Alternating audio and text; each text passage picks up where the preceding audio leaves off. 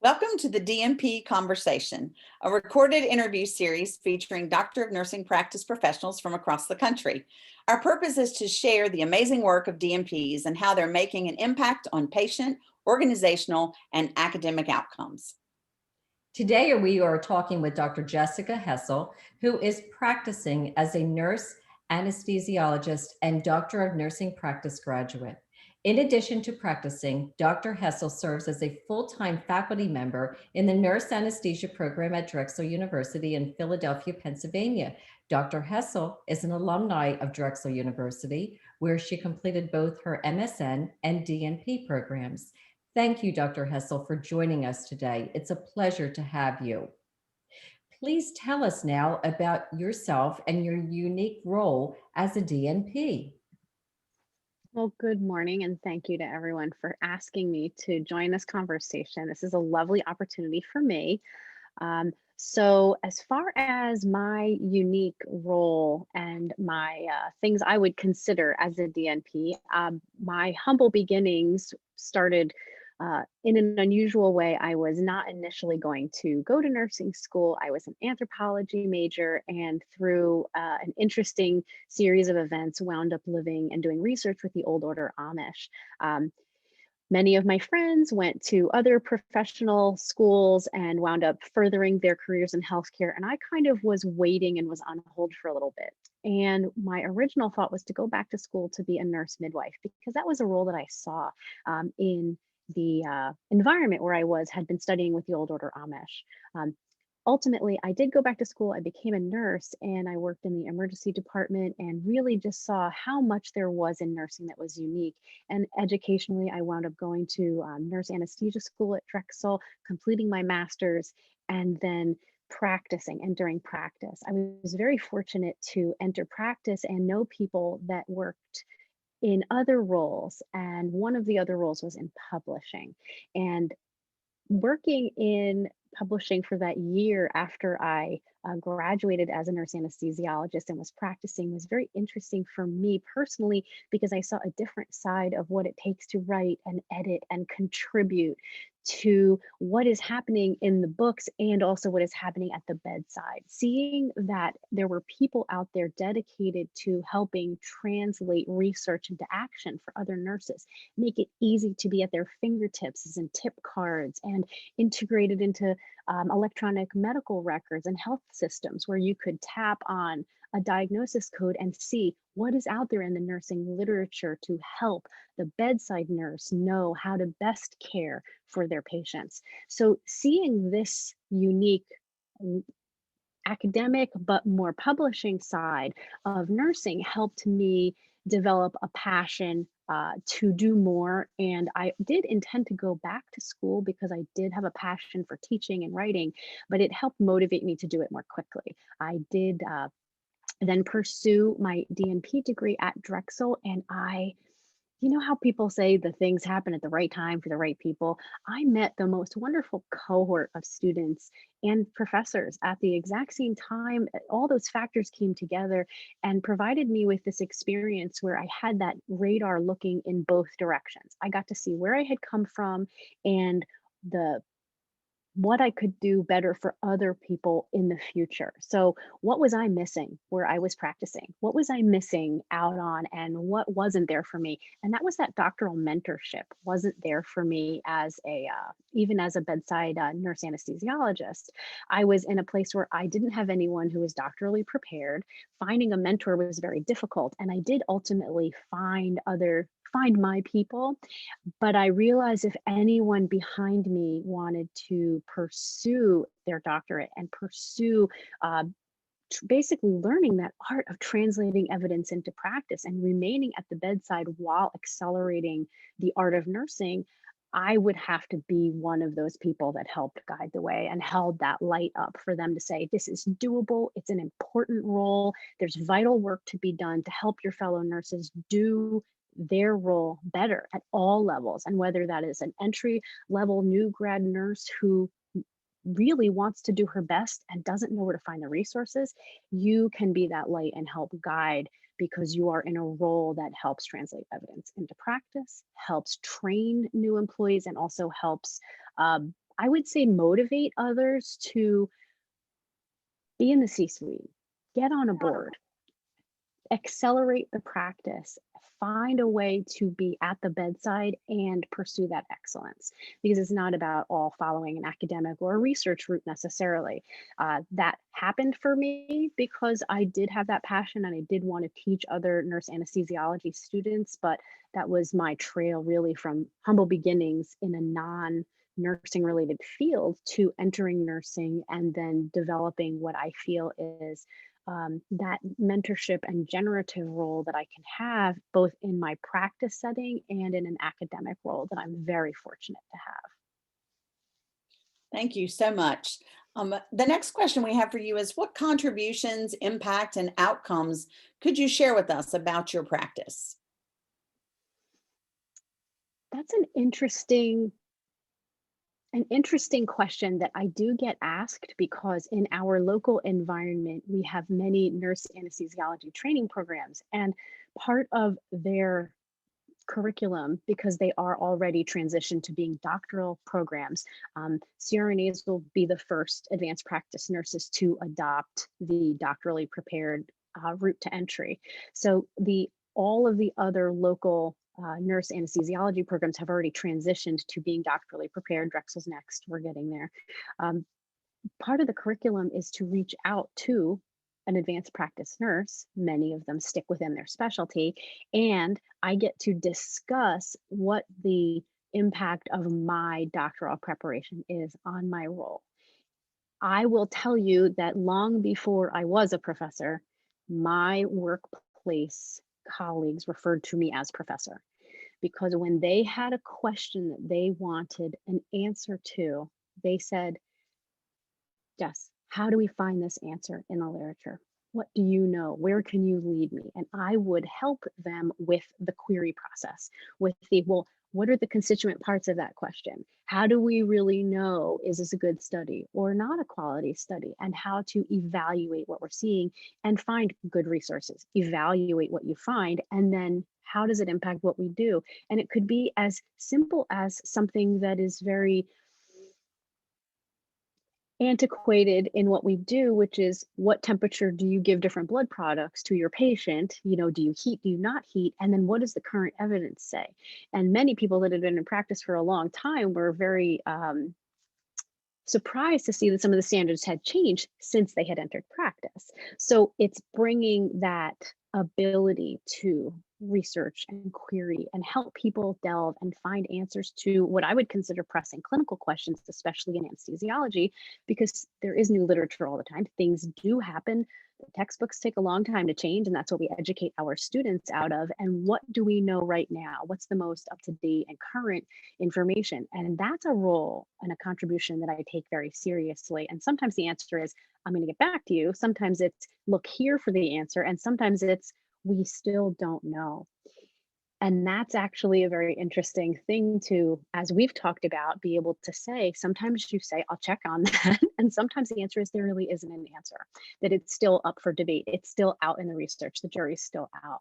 So that would be one of, I think, my unique contributions, is kind of being the example of how you use the skills you learn in a doctoral program in real time to help others see that there is value to what we are doing and what we are teaching, and the paradigm, the mental map that you're creating when you teach someone to be an investigator and to find the right answer if there is one.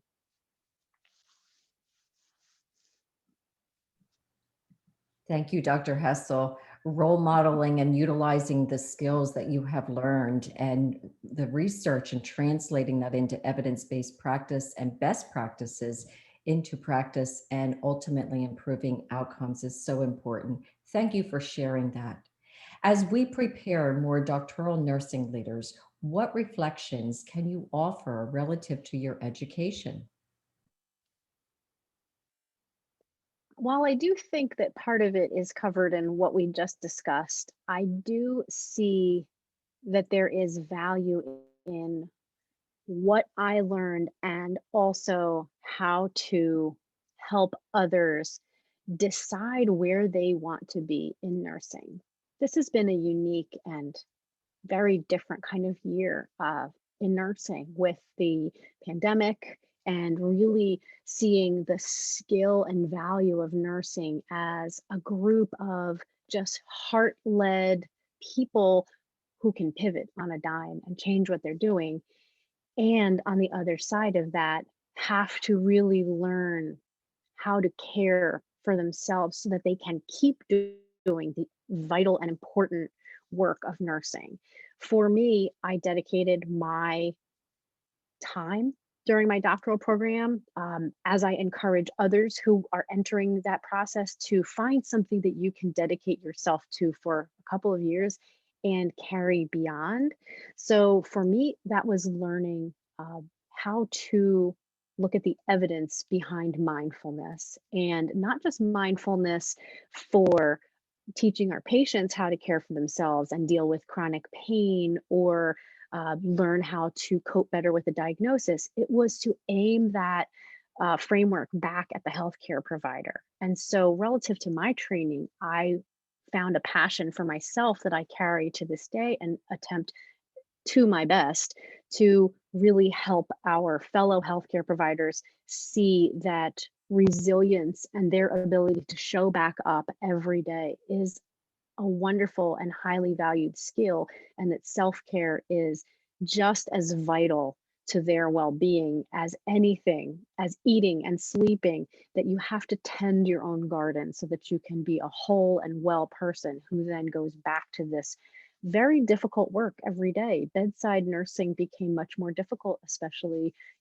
through the pandemic, but it's important to understand that I found something with passion, and I'm hoping that I continue to give back to the nursing community based on that passion, and mentor others to be well and be investigators. And that really came from being mentored and supported as a student in a doctoral program, in a DNP program, by people that recognize the passion that it takes to investigate something for the long term. And I was very fortunate to be encouraged to not drop the thread of what I had learned and continue to give back to the community, talking about mindfulness, helping people with stress management. And I will do that work, every day that I'm allowed to do it. Thank you so much. That it reminds me as you speak about all the different concepts you mentioned. I mean, and thank you for mentioning the pandemic as well. I mean, it really has been a year for nurses to shine and for nurses to lead. And you said a couple words that really strike with me. We're heart led and we're flexible, adaptable, can turn on the dime, I think you said. And and we've needed some of the things that you also mentioned in your work, the mindfulness, and not just for our patients and our communities, but for ourselves. So thank you for mentioning that. And that leads right into our last question. And that is, talk with us about how you see DMPs as leaders in the future of healthcare. That is both an easy and a difficult question, because until I took the journey of becoming a doctorally prepared nurse, I couldn't quite envision what it meant to be doctorally prepared and what the options were on the other side of that. I feel that there's a certain view of a doctorally prepared nurse, particularly in my hospital-based practice setting, where the question, as soon as they knew I graduated, people asked me, are you going to try to be the CNO? Are you going to do this? They were thinking that that meant for me a leadership role that took me away from the bedside. And I was very keen to remind people that we need those doctorally prepared nurse leaders at the bedside very strongly. That while the C-suite may be attractive to some, and there's a role there, that you need nurses on boards, you need nurses in C-suites to defend what we need as nurses, as a 3 million strong practice group within our country. You need leaders who bear our same initials, but we also need to be at the bedside and practicing so that you can be creating that mentorship and that generative role and helping others kind of come up to that level. In terms of leadership, the C-suite, great. The leader at the bedside, who is the one where someone will come over and feel safe flashing their ignorance. Hey, I've never heard of this. I need a little help figuring this out before I take care of this patient. That's where I want to be. I want to be the person where people feel safe as a leader, that they can flash their ignorance and approach me and say, I need help learning this or finding the answer. Because that's really what it is.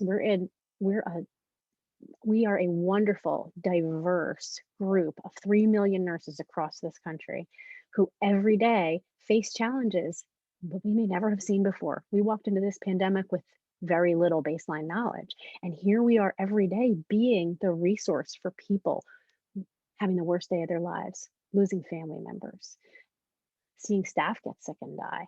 And we have to be a cohesive group, and there have to be leaders among that group. And the more I look around, the more I see those doctorally prepared leaders that stay at the bedside being that vanguard, being at that front line of that and helping lead where nursing has never gone before, because it's not necessarily just about original research for us. It's about taking what is already out there and putting it into practice, closing that timeline that we've traditionally talked about in every nursing course. It takes this many years to get into the books. It takes this many years to get into practice, and helping compress those timelines, just like we did this year. Because a year ago, we weren't wearing masks. The hand washing, out the window, right? But look where we are now because of that synergy, because we've rapidly helped progress that change and put things into action and practice. How much more could we ask of nurses than to be leading during this very troubling, but also very important time in our country's history? So my final thoughts on, and I always have to say this because Dr. Douglas has heard this a million times. If I could ask nothing else of nursing, it would be for all of us to see ourselves as just as valuable as the patients we care for every day. Because almost every nurse I've ever met is willing to pour themselves out and just give and give and give to their patients every day, but they don't feel as comfortable receiving or taking back or caring for themselves. And I really like to flip that script on my nurses when I talk to them, even my nurse anesthesia students, my bedside nurses. Give back to yourself. You are just as deserving of that top line care as the patients you care for every day. You're just as vital and important to you, to your family, to your practice setting, because you're not replaceable. You are unique and valued, and you have invisible things that you offer to your patients every day. And it's really vital that you care for yourself with just as much passion.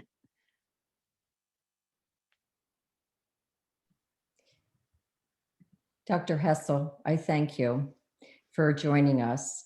This has just been such a pleasure. And your words of wisdom, your pearls, the experience, and what you're giving back to your patients, to your students, to communities, at a national level, we thank you for all that you've done.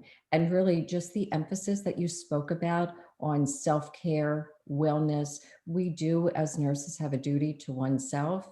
And sometimes that does take a back seat because we are so focused on our patients, on doing good for others. So it is part of our duty. The American Nurses Association even speaks to that. It's part of ethics of duty to oneself. So thank you for highlighting that today. Also talking about safety, quality improvement, and our unprecedented coronavirus that we are in the midst of. It is a novel opportunity that we have as nurses for innovation and to really shape and transform healthcare in a different way. So thank you very much. We appreciate you joining our conversation today, and we thank you, all the listeners that are here with us. DNPs across the country are making significant contributions to the health of our communities, to the leadership of healthcare organizations, and to our academic institutions as we prepare future generations of advanced nursing practice leaders and nurses. And now more than ever, it's imperative that we continue to dialogue about what we all do, how we do it, and the successes that we experience. It's our hope that these conversations will fuel and inspire you in some way. And let's keep the conversation going. And until next time, I am Dr. Jeannie Garber, and along with Dr. Brenda Douglas, we thank you for listening. Have a great day.